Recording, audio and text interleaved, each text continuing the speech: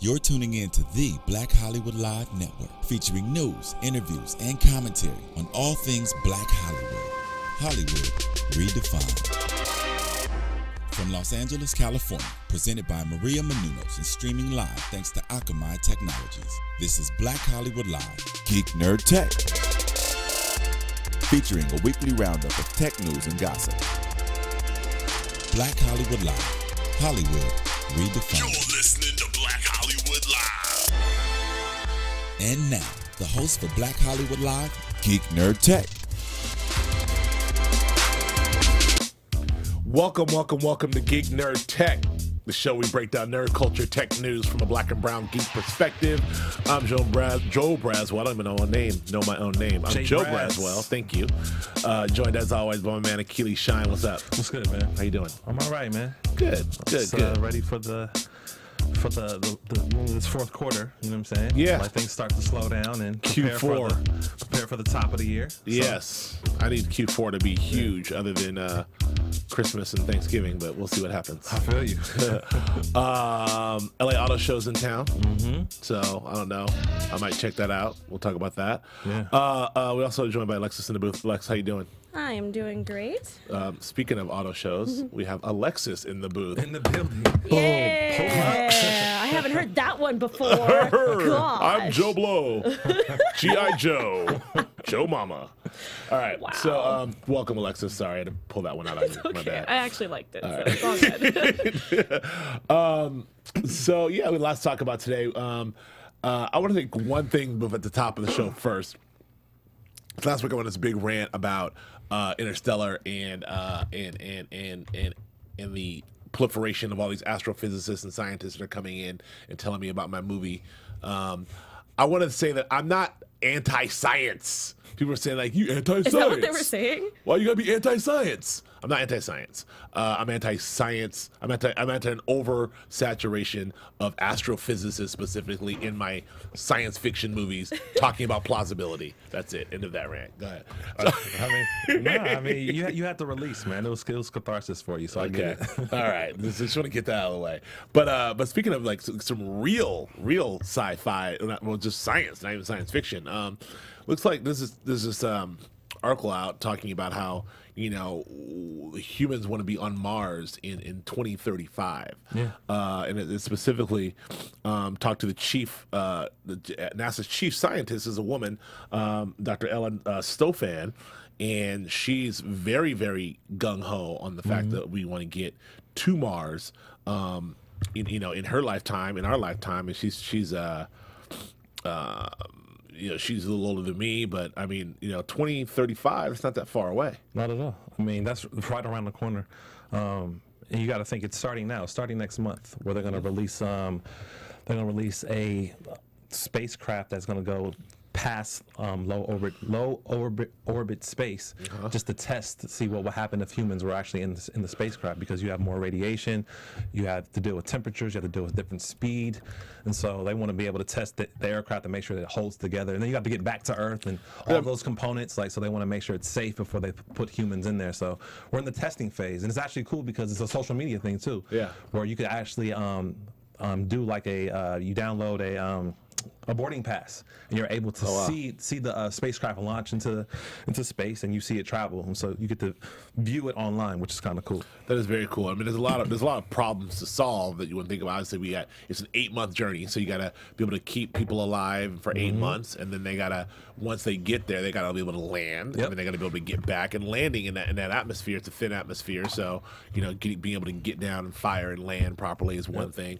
The amount of equipment you're gonna have to carry to be able to sustain yourself for 8 months, and then the equipment you need to be able to do your science and transmit stuff back, like, that's a lot. So these are all interesting problems to solve. But that's the thing, like, they're using the 3D technology, so they're putting a 3D printer into this spacecraft. So essentially, when they land on Mars, and they'll use a 3D printer to build their infrastructure there, versus carrying all this heavy stuff. But that's the problem. That's the problem with technology. They don't have a rocket fuel, the launcher or whatever, that can carry enough weight, so they're going to use the 3D technology to be able to build this stuff when they're there. That's the piece I didn't hear, which is fascinating. I mean, I guess that is really fascinating. One of the things I also loved about this thing specifically talks about how, you know, what people talk about with NASA and not.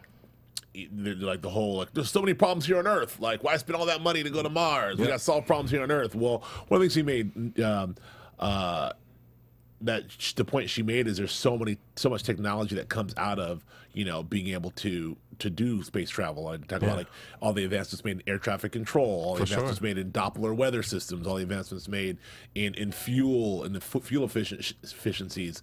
Those Communications, are all communications, air travel. Those are all things that, because of the space race of the '60s, it literally has changed our lives in the 20th century. For sure. So, I mean, it's easy to say if NASA brains and, you know, all the STEM folks, the science and engineering math people get on this, like, who knows what fruits it'll bear for this generation and other generations. I think that's a good point. In the sense that you talk about the space race in the 60s, where we had America had like a visible enemy, and so there was like more of a competition to be able to say we're first. Right. We want to get to space first, and so there was more of a proponent to push young kids into STEM, like, you know, science, technology, engineering, math fields. But now, because we don't really have a visible opponent, there's not much of a drive to get into space, and so. You look at other countries like China, and how they have their infrastructure. They have like 5, 10, 15, 20, 100-year plans. Yeah. America doesn't have that. No. But I read an article saying that NASA doesn't even have a budget for next year. They don't have an approved budget for 2015. So how do you expand, you know, the space, you know, frontier, wanting to explore that if you don't even have like the infrastructure, planning it out, you know, years in advance. I mean, given you know, depending on what administration's in office and how things go, I mean, you know, the politics of it, NASA could be just cut. Yeah. Like, I mean, cut entirely. It's like, oh, we don't need that. You know, I mean, you know, talk about giant government programs. I mean, there's some political parties that are against big government. I mean, this is you know, this is one way to do it. Alexis is trying to got something for you over there. So. You know, but we'll keep that keep an eye on that. I mean, this is very interesting. I hope this can really sort of gain steam and be as exciting as it was for our parents in the '60s. You know, in the '50s and '60s to be part of the space race. You know? Sure. You know, like both our parents grew up in that era. So that's amazing too. Yeah, but, you know, I think it's fascinating that you kind of hit on this too. Like, what was considered science fiction is actually reality now. Sure. Like, and just to see like how, you know, things that we've seen in movies in the '80s we're actually seeing in real life. Like, that's kind of crazy to me. Yeah, it is. It is.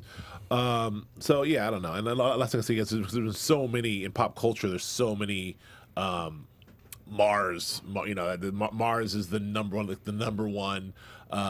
You know, destination and all, or either destination or place where aliens come from to get us. So it hasn't changed. I mean, there's some Mars movie I think last year. So I got a question for you. Yeah. Before we move on. Yeah. What are the social political? What is your social political angle with this in terms of when we do finally colonize Mars? Like, do you think it's an Elysium situation where, you know, the poor, or, you know, the poor stay on Earth in the polluted Earth, while the new colony on Mars is people that have wealth. You know what I mean, Elysium was great with that because it really just speaks to, I think, how society has been for, I mean, really centuries. It's like the socioeconomic rung has been the wealthy and the privileged. You live a certain life, and the poor live another life. So I don't know why that would be any different in the future. I know that we would colonize Mars, so we can, unless it is the sort of the Total Recall version of Mars, the '80s Total Recall version, or the video game Red Faction Mars. All my Mars pop culture is coming out, where you know, people were sent to Mars to. Working class folks are sent to Mars to mine and colonize and mine. So that's one aspect. But other than that, like, if Mars becomes like a resort town, which I don't see how it is, I know that you know, I won't be there. You know, I can't afford it. You know, I'm gonna go on record right now saying that, like, I'm probably not going to space or Mars. Like, yeah, I don't care. Like, I'm just gonna go on record by saying that. I know I'm a tech guy. I know I'm a science guy as well. Well, you know, I'm a science guy, but I don't know, man. That Richard Branson crash. You want to? Oh yeah. Like, I don't know. I mean, that's my worst nightmare of, like, You know, I mean, it's like when a new roller coaster comes out. I'm like, let some people ride those joints like a few times before I get on it. But you don't have that fear complex when you hop on an airplane. Same thing. No, the technology's tested for years and years. I can pull up the stats, and don't think I don't. When I get on a plane, a new plane, I'm like, Boeing 700 series. The Boeing 737 has had how many malfunctions this year? In the last 10 years, they've had X amount, and these are the airlines they're on. I'm like, cool, I'm fine. For sure. Now, other people might be like, they're due. but the safety record is, I'm fine with airplanes. But, you know, the space travel, I don't know. We'll see about that. But moving on, let's move on to Google. Google Lollipop is coming out. Now, I know nothing about Google Lollipop. I was going to say, I was like, can someone explain this to Candy me? cane, I don't know what's happening. Jelly Bean, Kit Kat. These are real. Like Jelly Bean. First it was Jelly Bean, then it was Kit Kat, then it was Lollipop. These are all operating systems on the whole. I guess it's like what's called the Google conglomerate. What they call it's like the Google Alliance is what they call it. Like, Is that what it's really called? I think it's called that. I think it's called the Google. I think it's called the Google Alliance, where Open Handset Alliance which is basically all the folks that are able to, instead of Apple having one proprietary operating system, Google says, okay, here, whoever, HTC, Samsung, Motorola, whoever you are, you guys can all use this. It's open source, meaning that you're able to tap into like another company's API, or if you want to develop your own software elements to it, you could do that. Versus with like the Apple products, it's more locked in. You don't have the flexibility to break that infrastructure. Versus with this operating system, you have more freedom to do things, to customize your device, and I think that's a plus with Android and with all that stuff. So and each of those systems have because of that, the Nexus can tweak theirs, Samsung can tweak theirs, HTC can tweak theirs. So you have all these different ability to tweak stuff based on that. And it's also like the PC model. PC was always open and Apple's always closed to a certain degree. Or Linux, rather. Or Linux, exactly. I'm sorry. But for me, I don't know what this means. I don't know. I don't know. I'm a Samsung watch. I'm looking at it right now. Like, I see the Samsung watch. I see the Samsung tablet. I see the thing. I got a Samsung TV. I mean, they're telling me it's going to be great. It's the same. It's the same update that we get on our Apple products. It's just it's just an operating system update. Right. It's like iOS 7 or iOS 8 or whatever. Right. So I mean, the thing that's cool about it is that it's more advanced. Like, it's a better design. It's a better navigation user interface. Like, it has a lot of cool technology that we don't really have, I don't think, in the iPhone. Right. And so I think that's why they're pushing it. That's obviously they're competing against Apple, and like, their interface is tight. It's dope. Okay, well, that's a ringing endorsement from Akili Shine. I don't know. I'm a bit sort of I don't care. I don't care because I'm a very myopic Apple user. So I mean, good for Lollipop. Hooray for Lollipop! I hope you all love it. But let's move on to something I do think is cool. There's a couple quick quick hits we want to talk about.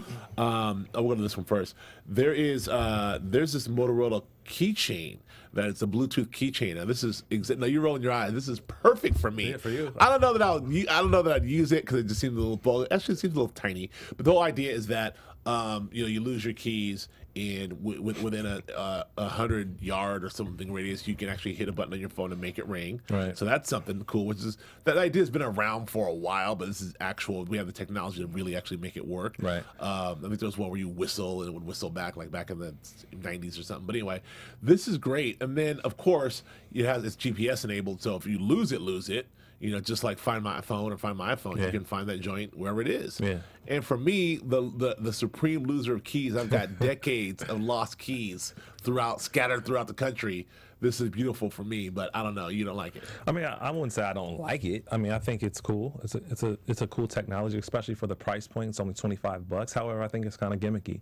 I think that in the future we're gonna find technology that's very similar to Apple Pay. Right. We'll have like a digital key in our device where we can go in our car and put our fingerprint on our phone and our car will start up. Or we go in our house and the same thing. Like, whatever lock we have, it'll be a digital lock, digital key. And so I think that's cool, innovative technology. But this to me is a little, it doesn't seem like it's advanced. It doesn't seem like, it's changing the game, or it's functional, it's useful. I can see the value of that. But in terms of it being like a cool tech product, like, okay, wow, it's not giving me the wows. Yeah, I got you. It's fine. I'm not, I like it. I think it's cool. Another quick hit. I don't feel. Do we have pictures for all these, Lexus? What's next? Let's see. I think next is we're going into superhero zone. Okay, never mind. So we'll hold off on that. Okay, so another thing I'll talk about is we have a picture for it, but there's something called a tiny cardboard castle. Excuse me. You don't like that either? I almost fell asleep. Oh no, this thing is dope. I don't, it's dope. It's a tiny little. Okay, it's this whole sheet of these little batteries. This is great. They're made out of cardboard. You can rip cardboard. I know. You can rip one off, plug it into your phone. They have various like a 2-hour, 4-hour, and 6-hour. They're disposable and also recyclable. Wow. So you have a sheet of these. You pull one out. Yeah. You plug it in. You got an extra 6-hour battery life. When it's done, whoop. Unplug another one. Keep it moving. I'm good with cardboard. I'm good with my Mophie. Ah, come on. That's dope. I mean, look. It's right here. Cardboard. I see it. Okay. I think it's really interesting. I like the idea of this sort of disposable, recyclable technology. I don't know how reliable it is or how durable it is. I mean, looking at it, looks like it's gimmicky.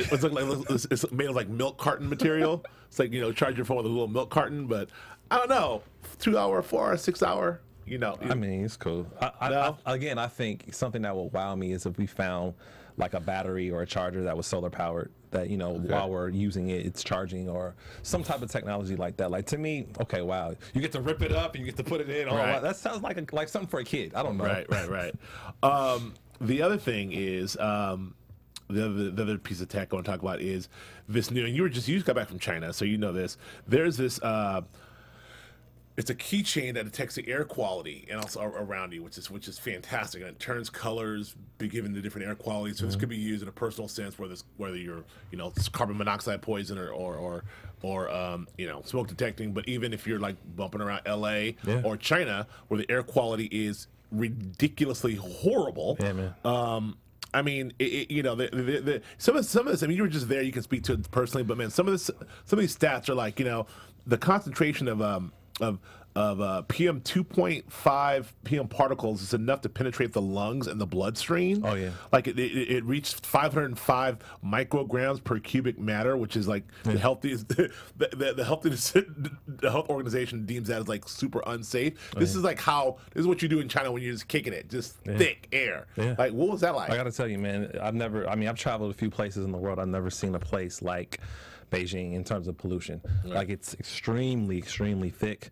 Like, you could look into the sun and be fine. Like, usually you look in the sun, 5 seconds, your sunglasses, exactly, you're blinded. But like, you could actually stare into the sun and be like, oh, that's the sun. Right. And like, you have people like wearing masks in there. Like, your skin itches, your eyes burn. Like, the pollution is on a whole nother level. And I mean, it speaks to not just walking around. It's the streets. Walking around, the streets. I mean, it just sits. It doesn't it doesn't move.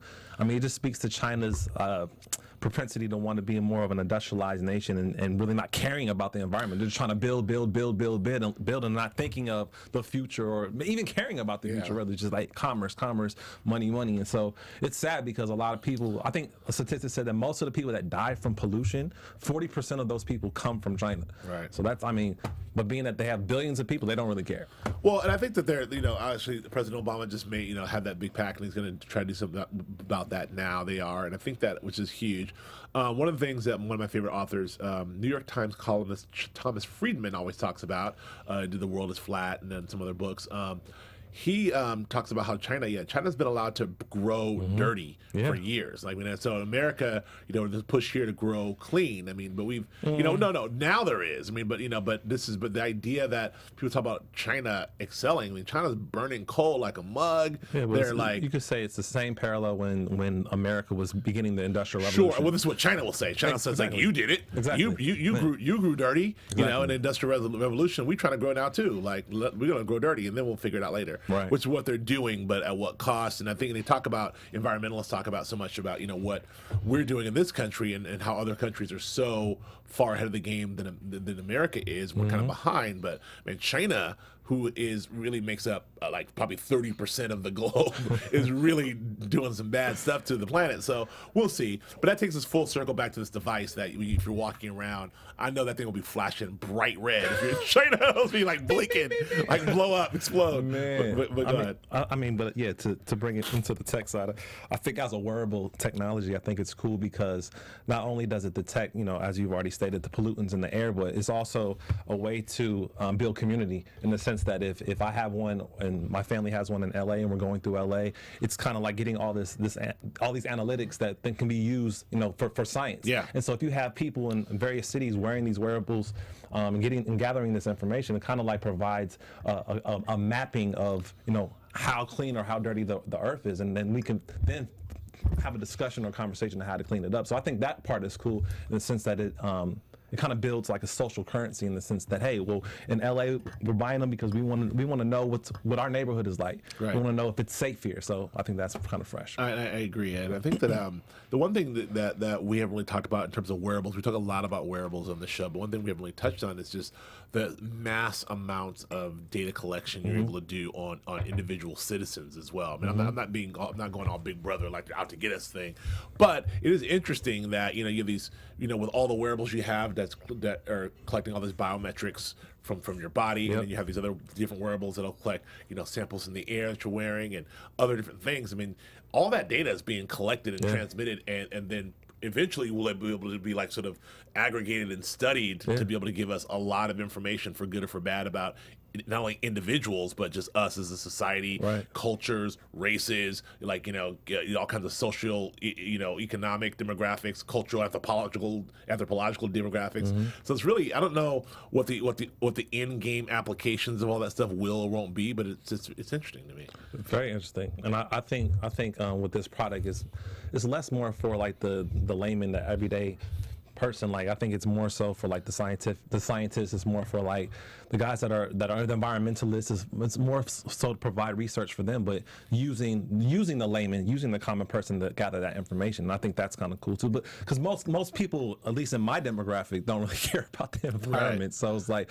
I don't foresee people in my demographic buying this device, but I see the value of it for sure. Interesting. And before we move on to the nerd stuff, I have a bonus topic I want to throw in here. So just hold it on this for a second, Alexis, because one of the things that I'm skipping over one of the things I'm geeking out on, and actually I'll save it. Let's just save it. Yeah, I got one too. Okay, let's say it because it's really it's freaking me out. So let's move on to the future of superhero cinema. We went off for a while, so we didn't really get a chance to touch base. There's a few announcements that made while we were off. Marvel had their gigantic, big sort of I don't know what you call it. It was just a big announcement they did at El Capitan. They announced their entire slate of movies, like reaching all the way out to 2020, I believe. It's crazy. And a lot of crazy stuff that they're doing. And then DC, Warner Brothers / DC has countered with another slate of movies reaching all the way out to 2018, maybe. Just some of these franchises, I'll sort of mention them.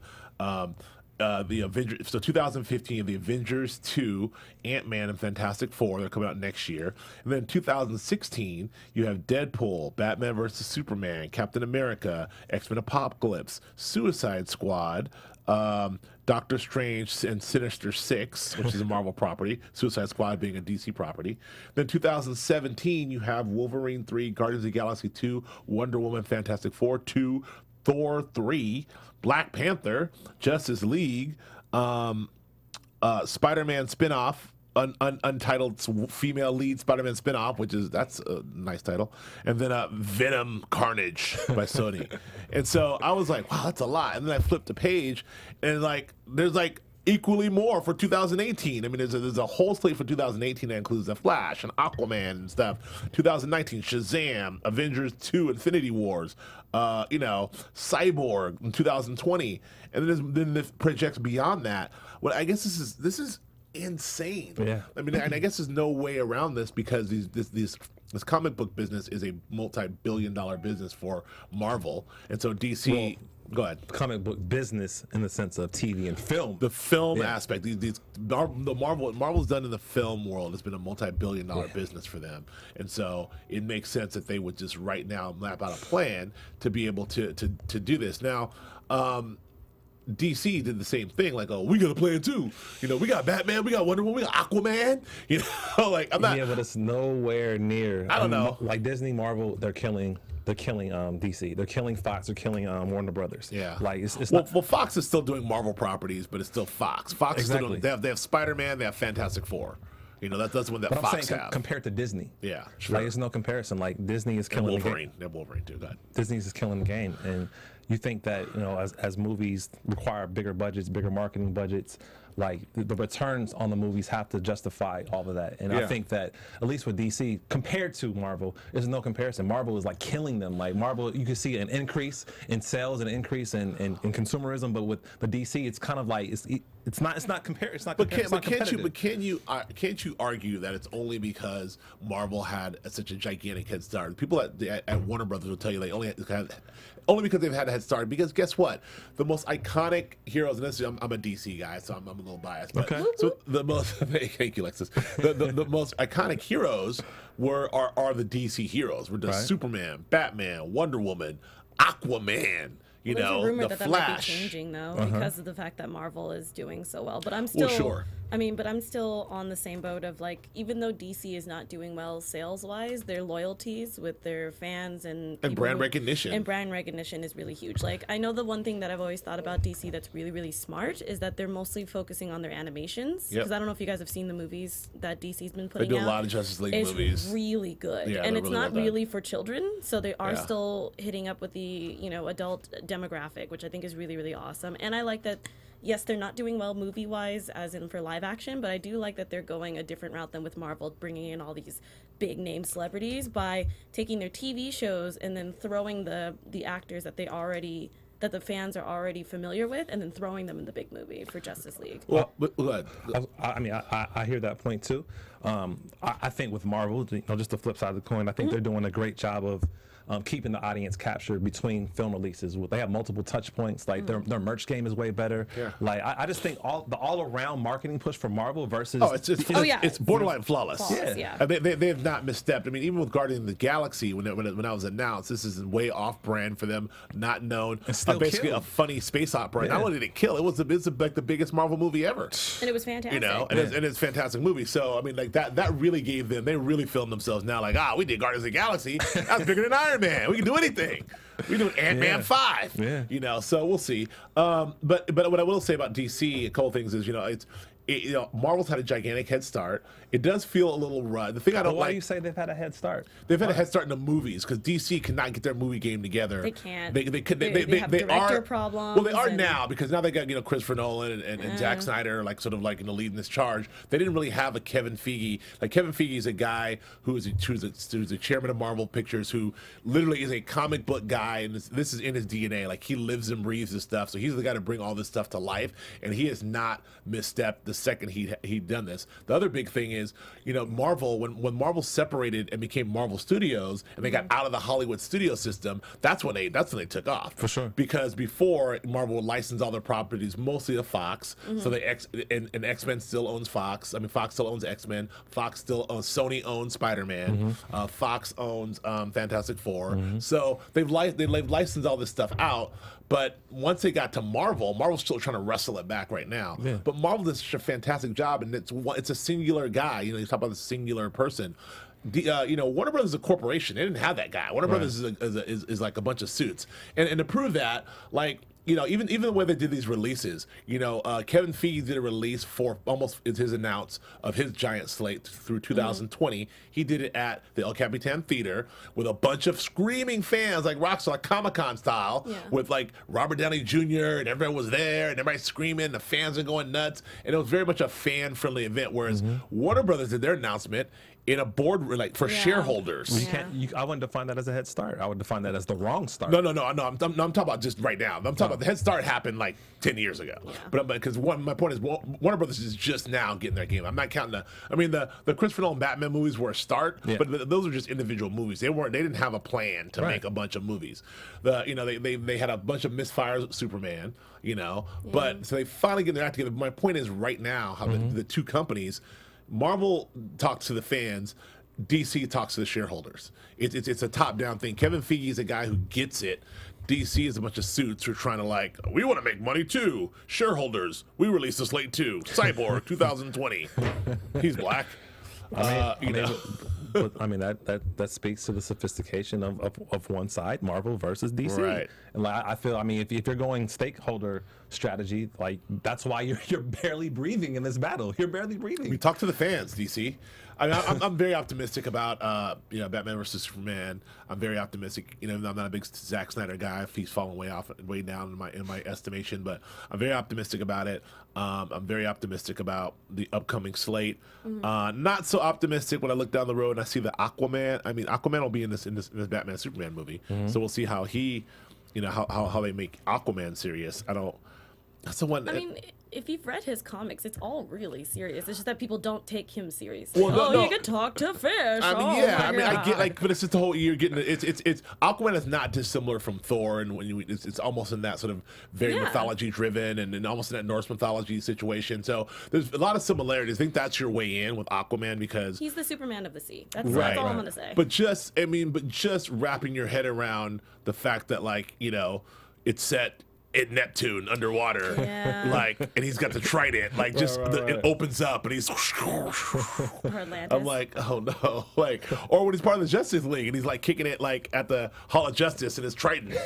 You're totally thinking of back in what is it? Get me to the get me to SeaWorld. Greek mythology. Yeah, I don't know. I think it's totally different. If you play the Injustice game, it's not it seems like it's more of the Justice Friends of how back in the day where he was Super just kind of Friends. there. Super Friends. Get it right, youngin. Oh, sorry. And Super Friends, and how he was just kind of sitting there, doing his little thing. But I feel like because of the technology that we have now, they can make him badass. And I think that when they prep it in Justice League, that it will, when his movie comes up, people will be more excited. I hope so. I agree with that too. I agree with that. Okay, so moving on, superheroes. Marvel. That was that.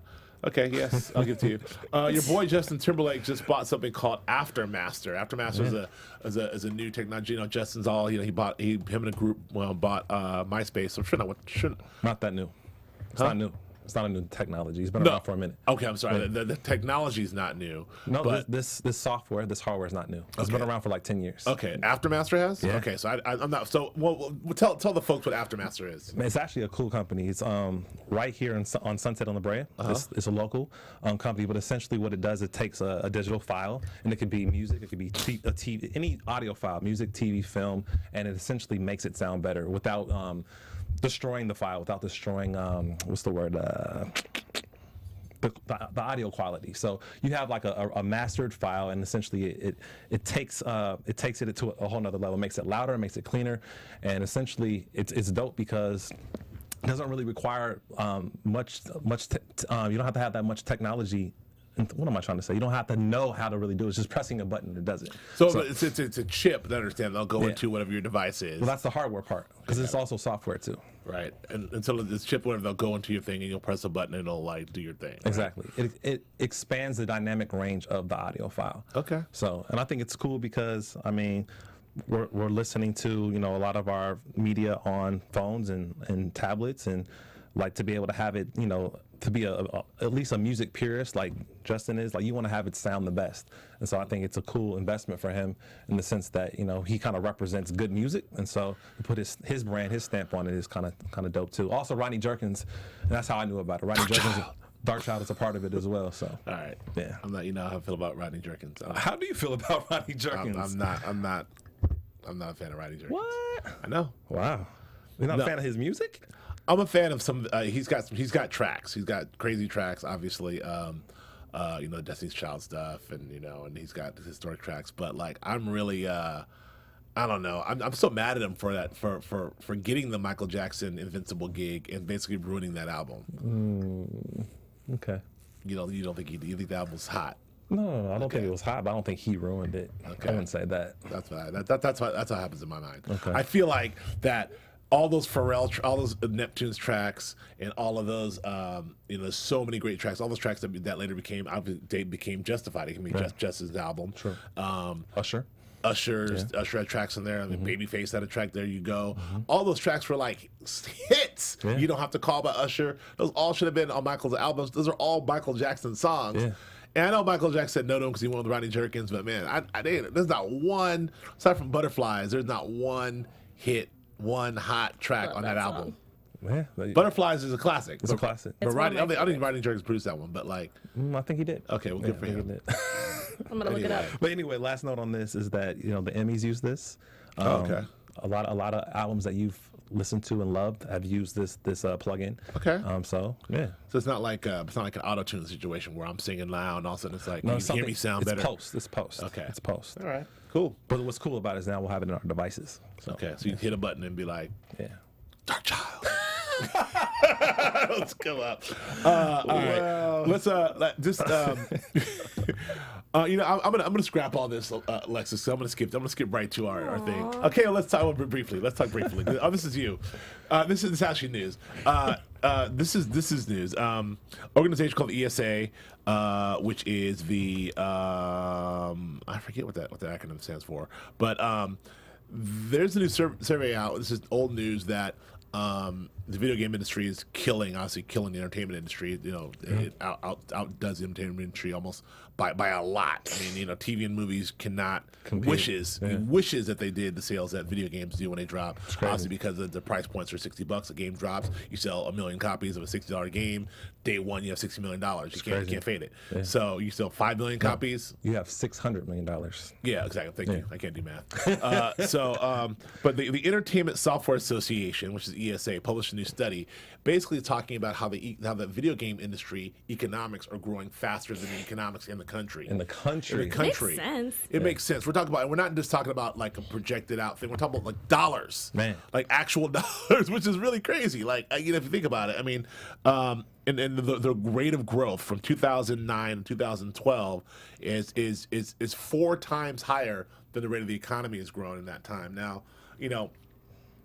that's a lot. I mean, I don't know if that means shows where our priorities are. If that's a story about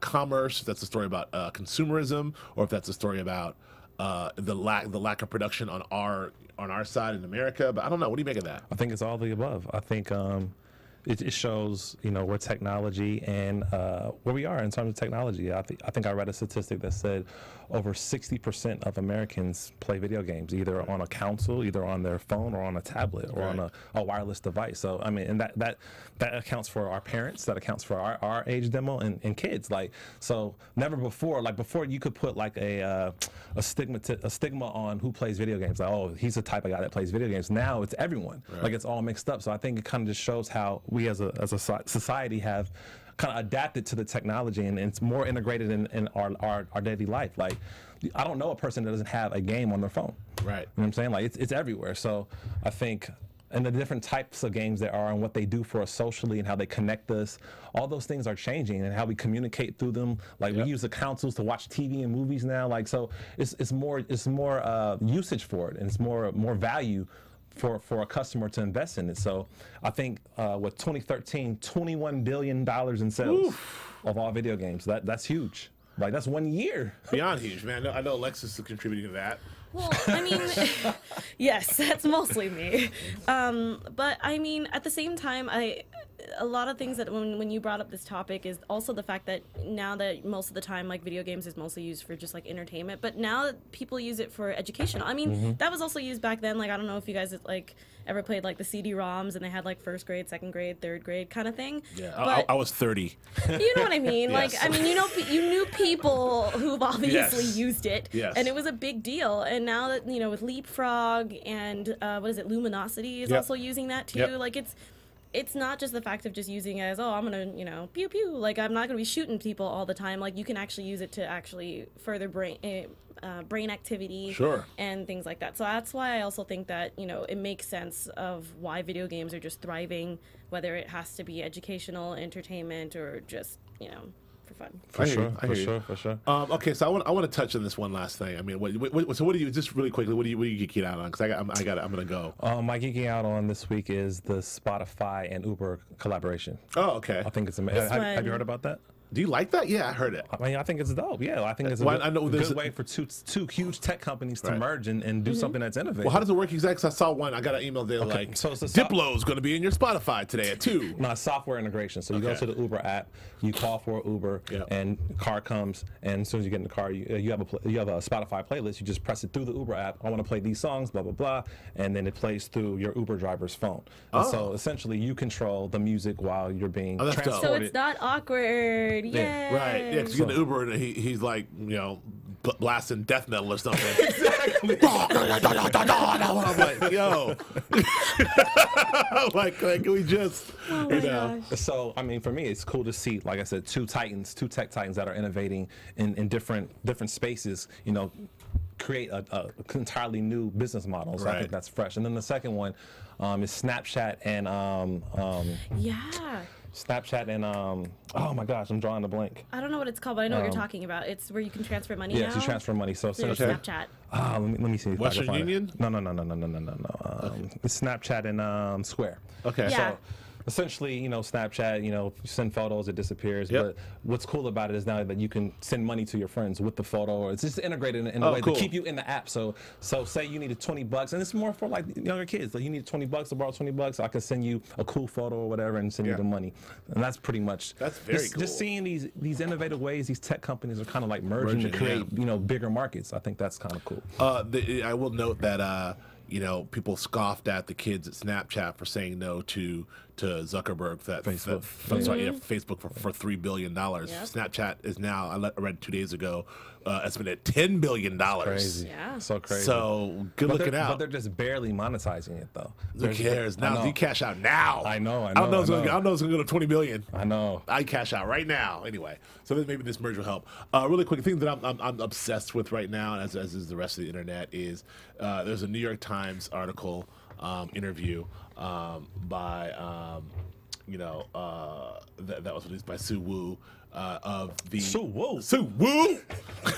Wow, you guys. Sue Wu by of Jaden and Willow Smith. Oh my God! And I don't know if you got a chance to read this thing. Oh, the interview was so bad. I couldn't wrap my head around whether or not this is the most, like, these kids are the most enlightened kids in the world, or the most arrogant kids in the world, or a combination of both. They're spiritualists. They are on some, I mean, not They're like, on a different level. but just like, everybody but here. there's a level of like, not ever being told no, and not ever being told I don't know about that. Excuse me, school's underrated. I mean, school's overrated. Can I just give you a couple? Alexis, I know you're a millennial. I know this is going on, but let me give you a couple quotes from my girl Willow. Oh my God. Like my girl Willow. I mean, I'm not mad at Willow at all. She's 14 years old. Don't hate. She knows stuff. I'm not hating. Hold on one second. Let me oh, here we go. Yes. This is okay. This is Oh, this is dear. one of my favorite passages in it. Now the article's only about like 2,000 words, but it's really crazy. So they asked us, what are you searching for in this piece together moment? Let's talk about when you create stuff. Jaden says, honestly, I'm trying to make music we think is cool. We don't like a lot of music that's out there we think is cool, so we make our own music. We don't have any song that we like to listen to while we're driving down PCH by any other artist, And then so we just make our own stuff because nothing else out there is cool. Okay, and Willow adds to that by saying, that's what I do with novels. She's 14. That's what I do with novels. Oh, come on, she's 14. Okay, like there are no novels out there I like to read, so I just write my own novels. Then I read them again and again. It's the best thing. Jane's like, yeah, she's been writing her own novels since she was 6. I'm like, huh? Like, I knew I was off to a bad start when the article starts with, what have you been reading? And Willow says, quantum physics. I'm like, oh, cool. And Jaden says, ancient secret of the flower life and ancient texts, things that can't be predated. I'm telling you, they're spiritual. Things that can't be predated. Text? What have you got? Scrolls? Wilson's got some scrolls up in there? That's why I don't know school is what the Smiths are overrated. doing. I know, Yeah. it makes sense. It makes sense. Like, what, Dad, can I get the scrolls? Yeah, son, let's go fly get the scrolls. Don't worry about that. Things that can't be predated. Man, they're advanced, man. Yeah, they're I don't know. Novels are overrated. Novels are whack. I just Come on, write my she's own. 14. I just write my own and read my own shit. What about you? We don't even music. We make our own music. Anyway, I don't know. 16 and 14. God bless them. Come on. I mean, yeah. They're Okay, like, you like give them a teenagers. break, right? They're teenagers. I'm just gonna say that because they're teenagers and Okay. they're so unique in a weird way. I don't know. I can't say anything because it's a Smith household. I'm just gonna assume They're that advanced, guys. yeah, They're that really there's advanced. something There that are- we don't know about. I mean, they're homeschooled. I don't know what Will Smith is hiring for these kids to They're on a whole learn. nother level. Yeah, they're on a whole nother level. It's a whole different zeitgeist in that house. Scientology. Yeah, I agree. It's called Scientology. But it's fine. No, look, there are some very interesting, very actually valid spiritual concepts that they drop in here I mean, that, they're smart that are really children. advanced sort of spiritual concepts. But then they back it up with like the arrogance of like, yeah, I don't even like clothes. I don't know. I think that's just Like, definitely just their personality. yeah. There's something that they're just. I mean, because Will Smith has even said in interviews that he's just like, I don't like to influence my kids as much. I don't know if this is true. This is just an interview, and that he lets them be their own person, be their own personality. So they could have developed this from something, and then it just kind of blew up from there. I mean, if you read Jaden's tweets, they just don't make sense. I know, because I'm sorry, I'm gonna cuss, but the kid ain't in school. That's why it don't make sense. The brother ain't going to school. Like it's I can't. So anyway, I can't get enough of this article. And there's folks that are like dissecting it online. It's a different consciousness, man. What school does someone at that level? What school to them? Well, I don't know, but like that's what he's School is saying. Like, and Willow's like, yeah, I tried school. I mean, it's alright. Like what? Yeah, maybe School. I mean, come on. Education. High school, I don't think that's what she meant. It's a different lifestyle, man. I get that. I get that. I get that. How many peers? I mean, like even Willow says, like yeah. I mean, I like to dress up when I want to look like sick on the red carpet or whatever. But otherwise, it's like, what peers does she have? How has? you're quoting them? No, it's like I can read the exact quote. They read about clothes. What about I fashion? love that he's like sucking his teeth after every single word at this point. No, she's like, what about fashion? She's like, yeah, if I want to look sick on the red carpet or whatever, it's like, I'll wear something cool. But other than that, I just like to be me, which is a fine statement. But the whole thing is she's 14. She doesn't have any other peers. Who are her friends? That are kicking it on 14-year-olds the... are totally different trust now. me, there's a whole cadre of people just like her. Okay. Trust Yeah. me. All right, so you're defending this all Well, this. I mean, I think you can even say you sing certain things when you have wealth, Right. That are not Yeah. normal. They're not normal to the everyday person. So it's a Yes. different way of thinking. It's a different consciousness. I just hope that, I believe that, but I hope that when there are, 18, 19, 20, 21, they'll look back and be like, ugh. I can I imagine was that, or they might 14. grow from it and then just be like, "This Yeah. is us. Deal It's with just, it." but look, and they are artists, and I don't know. Willow's very much aware, like, yeah, with my hair, I spoke to black women all around the world, which she did, I mean, I've Just- seen but her now I'm just videos trying with her to- mom, and they're really inspirational. Okay, I mean, look, I don't know. I just Two I against don't know. one. Okay, the Smiths taking over the world. That's all I got. All right, that's all. I'm obsessed with it, so I'm reading about 5 more times. Did you look up the Halo game I told you last Oh week? yeah, of course. Yeah. Did you play it yet? I didn't buy it yet, but I'm gonna get it this weekend possibly. You should do it. But yeah, it's out. It's I thought it was gonna be like a box set, but it's only just one thing one for one thing. price. One low price of $59. They might do a box set later on, but for right now, it's That's it's pretty just good. one You get game. all 4, and for $59, that's a good Yeah. deal. So I'm gonna do that. The Halo Master Chief Collection for sure. You're gonna get the After Earth Blu-ray too. Yeah, I'm gonna go after Blu-ray. Oh, God, that movie was terrible. that's the Akili's movie, man. Akili was there first day. No technology. There you That's go. the only thing I said about Okay. it. First movie shot in 4K. All right, the first movie shot in 4K, Sony movie. I'll give you I'll that. be watching Karate Kid over and over. He's good in that. I'm not mad at you. They're both on the pursuit of happiness. Pursuit of man. Happiness Yes. is great movie, good performances. I'm not mad at them at all. I don't know. The article is just really, the article reads very bizarre. That's it. Yeah. Anyway, thanks for joining us here on Geek Nerd Tech. Alexis, where can we find you? You can find me on Instagram and Twitter at atorres890. That's ATORRES 890. Akili? Man, finding me is overrated, man. Don't even worry about it. You know he did I mean, I used to read Twitter, but I created my own thing called Akili Twitter. Now you can find me on Instagram and Twitter at Akili Shine. You should tweet him that. Where you at, bro? All right, I'm at Instagram and Twitter at Joe K. Braswell, and on New York Times blog site reading that article over and over again. Yes. Thank you for joining us on Geek Nerd Tech. We will see you next week with more stuff. Hashtag After Earth. Yes. From producers Maria Menounos, Dario Kristen, Tiana Hobson, Kevin Undergaro, and the entire BHL crew, we would like to thank you for supporting Black Hollywood Live, the first online broadcast network dedicated to African American entertainment. For questions and comments, contact us at info@blackhollywoodlive.com. Like us on Facebook, tweet us, or Instagram us at BHL Online. And I'm your BHL announcer, Scipio. Instagram me at Planet Scipio. Thank you for tuning in. Hollywood Redefined. The views expressed here are those of the host only and do not necessarily reflect the views of BHL or its owners or principals.